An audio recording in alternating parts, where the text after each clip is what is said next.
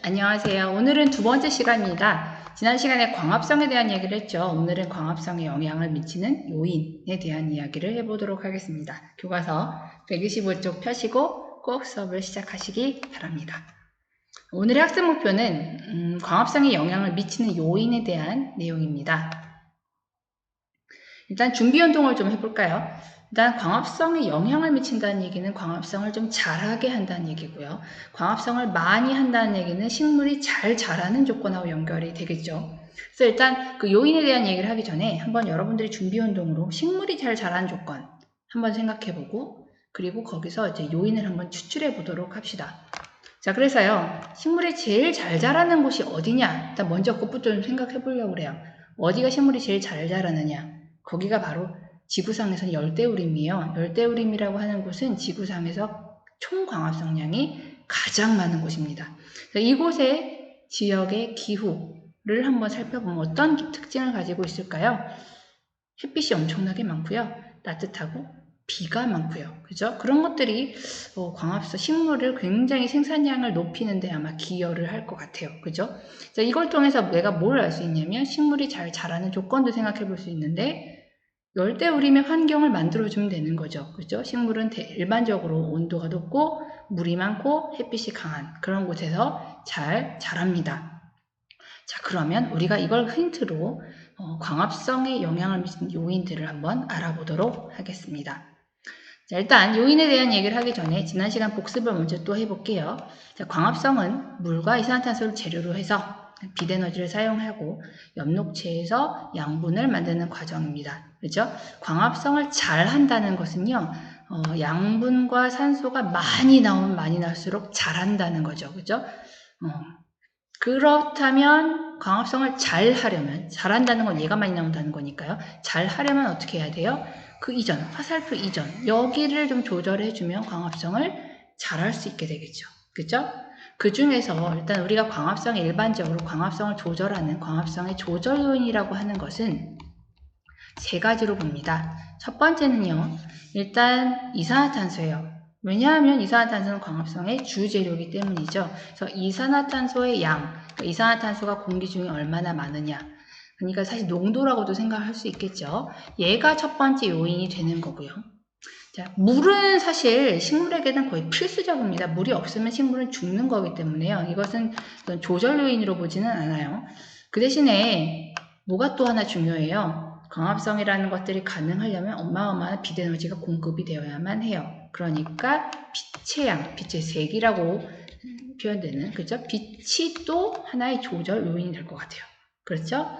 그리고 또 하나는 이게 어쨌든 간에 엽록체 안에서 일어난 일이에요. 식물 안에서 일어나기 때문에 생물이 잘 자랄 수 있는 환경, 대표적인 요인은 온도죠. 그죠? 그래서 온도라고 하는 요인이 또 하나의 광합성의 조절 요인이 될 것 같습니다. 요 세 가지가 우리의 광합성의 조절 요인이고요. 얘들을 가지고 조절했을 때 결과물인 포도당의 양과 산소의 양이 다르게 나타나는 겁니다. 그죠? 그래서 우리가 요 세 가지로 보면 될 것 같아요. 자, 첫 번째 빛의 세기 요소에 대해서 알아보겠습니다. 빛의 세기는요, 광합성의 중요한 요인이죠. 빛의 세기가 증가할수록, 여기 Y축, X축이죠. 빛의 세기가 증가할수록 광합성량은 증가합니다. 아마 이 광합성량을 어떻게 측정했느냐? 그럼 광합성의 산물인 포도당이 많이 만들어진다거나 아니면 산소 발생이 많다거나 그런 걸로 이제 확인했을 것 같아요. 자, 어쨌든 빛의 세기가 증가하면 광합성은 증가하는데 재미있는 것은 빛의 세기가 무한정 증가하면 광합성이 무한정으로 늘어나느냐? 그거는 또 아니래요. 빛의 세기가 늘어나고 나면 속도가 점점 둔해져서 어느 순간부터 속도가 더 이상 증가하지 않는 광합성이 안 일어난다는 얘기가 아니고 광합성에 일어나는 속도가 좀 일정해지는 그 순간이 온다는 거예요. 그래서 이렇게 보시면 빛의 세기가 일정 수준 이상이 되면 일반적으로 광포화점이라고 하는 그 지점을 넘어가면 광합성량은 일정 수준에 머무르더라 라고 알려져 있어요. 이거 왜 그럴까요? 왜 빛의 세기가 증가하면 증가할수록 광합성이 무작정 증가하지 않는 걸까요? 그 이유는 요 예시로 한번 생각을 하시면 될 것 같아요. 자, 은행의 예시인데요. 은행은 뭘 해야 되나요? 사람들로부터 돈을 받아서 돈을 많이 모아야만 해요. 저축한 사람들이 많아야 한다는 거죠.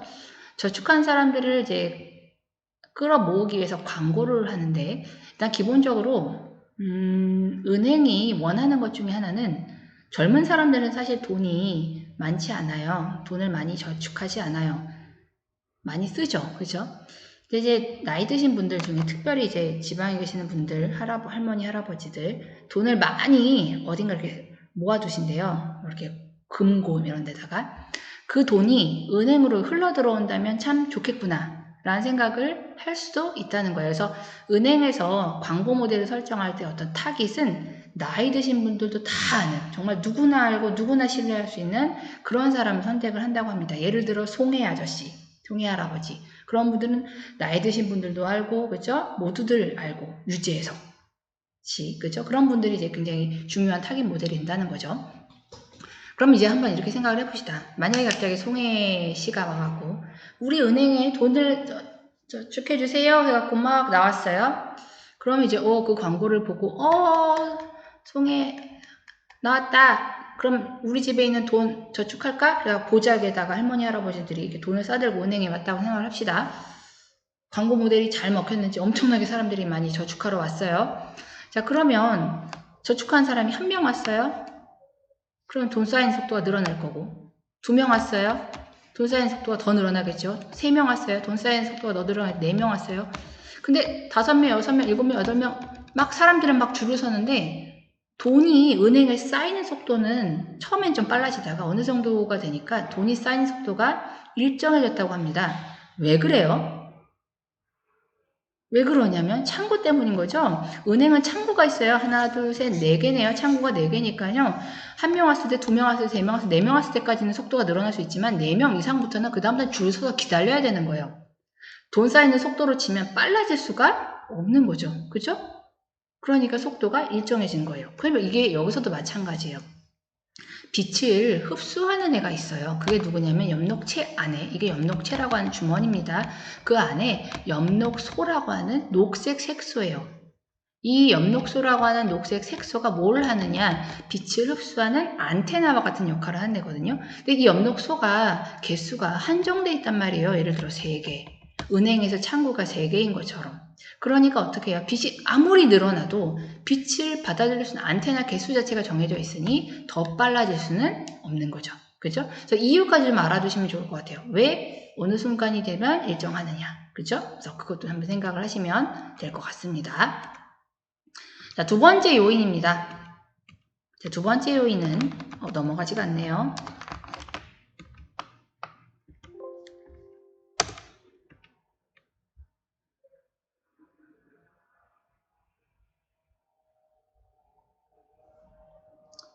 자, 2번째 요인입니다. 이번에는요, 빛의 세기예요. 자, 2번째 요인입니다. 이번엔 이산화탄소의 농도입니다. 자, 농도도 마찬가지예요. 이산화탄소는 광합성의 재료이기 때문에 당연히 이산화탄소의 농도가 높아지면 높아질수록 광합성량은 증가하게 되죠. 물론 이때는 이제 빛의 세기나 온도, 다른 요인들이 일정하다, 자, 충분하게 제공이 되어 있다라고 가정했을 때입니다. 자, 그랬을 때 어쨌든 이산화탄소 농도가 증가하면 활발하게 광합성이 일어나는 건 맞는데 얘도 마찬가지예요. 어느 수준 이상이 되면 광합성이 더 이상 증가하진 않는데요. 속도가 일정해진대요. 이건 왜 그럴까요? 왜 그럴까요? 아까 은행의 비율을 한번 좀 생각해 보세요. 네. 이번에는 엽록체의 수가 정해져 있기 때문인 거죠. 엽록체가 아까 입속에 들어있는 광합성의 장소라고 했습니다. 그 안에 엽록소라고 하는 색소가 있고요. 얘는 이제 빛을 흡수하는 그런 역할을 하는 애고요. 빛을 흡수해서 주면 이산화탄소와 물이 들어와서 이 안에서 이제 빛 에너지를 가지고 뭔가 이제 활동을 하는 그런 애들이 이제 효소들이 엽록체 안에 들어있거든요. 그래서 엽록체가 이제 실제적인 광합성을 하는데 이 엽록체라고 하는 것의 숫자가 입안의 세포 안에 숫자가 정해져 있죠. 은행 창구가 정해져 있으니, 그죠? 그러니까 얘도 마찬가지로 이산화탄소가 무작정 많다고 해서 계속 증가하지는 않을 수밖에 없더라 이거죠. 그래서 그게 이제 이유가 될 것 같아요. 참고적으로 사실 대기 중의 이산화탄소 농도가 그럼 실제로 얼마냐? 광합성을 하기에는 충분한 농도냐? 이건 좀 한번 짚고 넘어갈 필요가 있는데 지구 대기 이산화탄소 농도 보통 한 0.03%라고 합니다. 질소 70%, 산소 21%, 아르곤 그죠? 이산화탄소 농도 자체는 사실 0.03% 되게 적죠. 그렇지만 사실 이것은 식물이 광합성을 하고도 남는 아주 충분한 농도가 0.03%래요. 그래서 지구상에서는 이산화탄소가 부족해서 광합성을 못하는 경우는 없을 것이다 라고 보통 생각을 하고 있죠. 자, 마지막 온도입니다.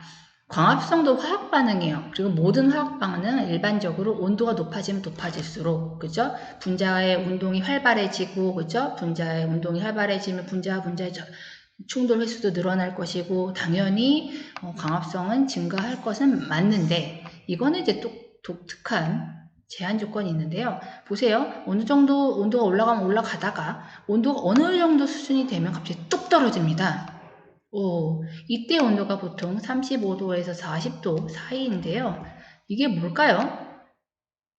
왜 그럴까요? 이거는 왜 그러냐면 이거는 식물도 생물이기 때문이죠. 생물은 기본적으로 35도에서 40도의 온도에서 가장 생명활동이 활발해요. 이게 기본이에요. 40도를 넘어가면요. 어떻게 돼요? 우리 40도 이상으로 체온 올라가면 어떻게 돼요?